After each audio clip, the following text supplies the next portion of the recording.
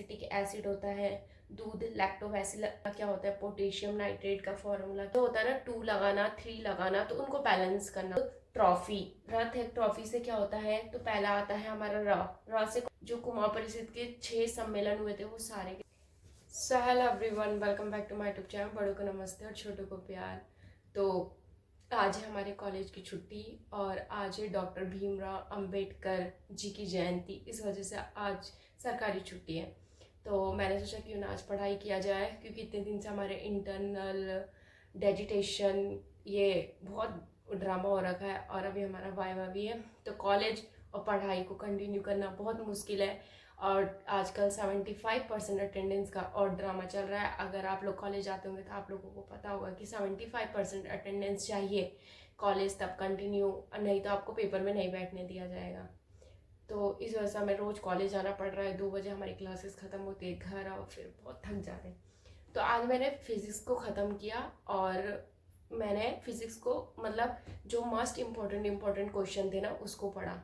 फिर आज जो मैं पढ़ रही हूँ, पढ़ा मतलब अभी पढ़ा है और मैं आपको बता भी रही हूँ कि आप लोग भी पढ़ लीजिए। जो केमिस्ट्री है ना, केमिस्ट्री में जो मोस्ट इम्पोर्टेंट फार्मूले हैं वो आप लोग पढ़ लीजिएगा, ठीक है। तो ये है पहला, तो जैसे कि आपको पता है कि सिरका, जो सिरका होता है उसमें क्या होता है, एसिटिक एसिड होता है, दूध लैक्टो एसिड पाया जाता है।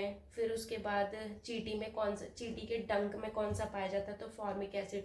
तो ये एसिड भी दे देते हैं ऑप्शन में और पूछते हैं कि कौन सा गलत है, ठीक है। दूसरा आप लोगों को मैंने बोला फॉर्मूले, जैसे ब्लीचिंग पाउडर का फॉर्मूला क्या होता है, तो CaOCl2 होता है। ऐसे उपयोग क्या होते हैं, प्लास्टर ऑफ पेरिस का उपयोग क्या होता है, फॉर्मूला क्या होता है, जिप्सम का उपयोग फॉर्मूला क्या होता है, पोटेशियम नाइट्रेट का फॉर्मूला क्या होता है। दूसरा वो देते हैं कि बहुत सारे रिएक्शन दे देंगे सीक्वेंस में, जैसे हम लोग 10th और 12th के पेपर में देखते थे कि रिएक्शन दे देते थे और उनको सीक्वेंस में लगाना होता था। और उसमें क्या है, जैसे होता है ना 2 लगाना 3 लगाना, तो उनको बैलेंस करना होता है, तो वो भी दे देते हैं कभी कभी। तो आप लोग उसे मतलब देख लीजिएगा। और बिना बुझा हुआ चूने का, फिर संयोजन अभिक्रिया, कोयले का जलना, ये सारा का सारा क्या होता है, तो ये देख लीजिएगा। बाकी वो विटामिन्स कौन कौन से होते हैं, तो विटामिन्स आपको पता है कि 6 होते हैं, A B C D E और K जो होता है। तो इसको आप शॉर्टकट जो याद करने का तरीका है, रथ एक ट्रॉफी से क्या होता है, तो पहला आता है हमारा र से कौन सा, तो हिंदी में हम इसे बोलते हैं रेटिनॉल और इससे जो बीमारी होती है वो होती है रतौंधी। से कौन सा होता है, तो विटामिन बी जो होता है ना तो उसे होता है थायमीन और उसे कहा जाता है बेरी। फिर ए जो होता है उसे इसको कहा जाता है एस्कर्बिक अम्ल के नाम से जाना जाता है और इससे जो बीमारी होती है स्कर्वी। फिर डी में कौन सा देखने को मिल रखा था, तो उसे बोलते हैं उसे बोलते हैं कैल्सीफिरॉल के नाम से जाना जाता है और इससे होता है रिकाउट्स। फिर ट्रॉफी जो मैंने बताया था वो होता है विटामिन ई, तो ट से होता है टैकोफिरॉल। फिर जो होती है जो नापुसिंग क्या बोलते हैं, नापुस अंगता ऐसी कुछ होता है ना, जिसमें मतलब ये मेरे को पता नहीं, आप पढ़ लीजिएगा, मुझे बोलना ही नहीं आ रहा है और जो विटामिन के होता है ना वो होता है फी, तो इससे जो होता है वो होता है हमारा हीमोफीलिया, जिसमें ब्लड का थक्का बनना, ये वाला जो होता है ये होता है, ठीक है। तो ये हमारे विटामिन है और विटामिन सारे पढ़ लीजिएगा। जो विटामिन 12 है, जो 12 है ना, ये सारे के सारे मतलब आप पढ़ लीजिएगा। प्रोटीन का मैंने बताया था, आप लोग प्रोटीन नहीं बताया था शायद मैंने, वो दूसरा बताया था मैंने, जीवाणु वाला बताया था। तो जीवाणु से जो होने वाले पंडित जी का टीका न्यू है, तो ये हमें सर ने शॉर्टकट ट्रिक लिखाई थी याद करने की। बाकी जितने भी अभिक्रिया होती है, जैसे संयोजन, ऑक्सीडेशन अभिक्रिया होती है, रिडक्शन होती है, अपकरण होती है, ये सारे के सारे आप लोग रिएक्शन पढ़ लीजिएगा। दूसरा, अगर आप लोगों को अभी से लग रहा है कि 1 दरोगा के पेपर के लिए आपने मतलब कुछ नहीं पढ़ा है, तो आप लोग अपना टाइम वेस्ट मत कीजिए और जो अभी वीडियो और पटवारी का फॉर्म आ रखा है ना उस पर आप ध्यान दीजिए। क्योंकि होता ये है कि साइंस वाले स्टूडेंट्स जो होते हैं, साइंस का कोई भी हो, हम 12th तक साइंस पढ़ते हैं या BSc करते हैं और हम ग्रुप C की तैयारी करते हैं, तो उसमें हम ज़्यादातर उत्तराखंड, हिंदी और GS पढ़ते हैं। तो अचानक से हम इस फील्ड में आते हैं, फिर इतना कवर भी नहीं हो पाता। मैं तो अपना खुद बता रही हूँ कि मुझसे इतना कवर नहीं हो पाता, क्योंकि 2021 में मैंने BSc की थी और फिर उसके बाद मैंने साइंस मतलब छोड़ ही दी थी।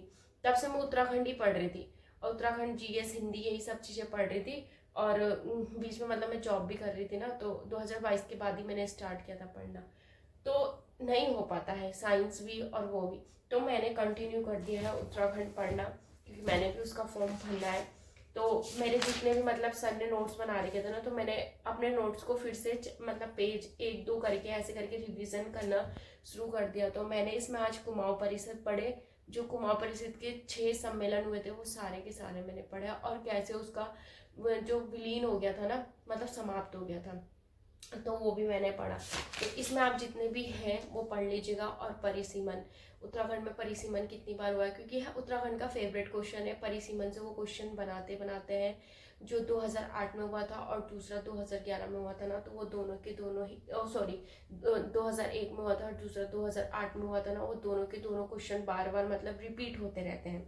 तो ये पढ़ लीजिएगा। और बाकी एससी की सीटें कितनी है, एसटी की सीटें कितनी है, नई सीटें कौन कौन सी जोड़ी गई थी, क्योंकि पोस्ट बड़ी है, लेवल उसका हाई है, तो क्वेश्चन भी थोड़ा हाई बनाता है, तो इस हिसाब से। तो ये हो गया। और फिर उसके बाद निर्वाचन, विधानसभा में निर्वाचन कितनी बार हो रखा है, तो अभी तो 12 बार हो चुका है। तो वो 12 बार के प्रधानमंत्रियों का सीक्वेंस, खैर अगर आप इसको पढ़ोगे ना कि कब हुआ था सन, तो वैसे करके करोगे तो वो आपको आराम से याद हो जाएगा। तो मुझे याद है ये वाला निर्वाचन वाला। तो ये मैंने आज इतना पढ़ा। बाकी अब मैं सोच रही हूँ कि दोनों को कंटिन्यू करूँ।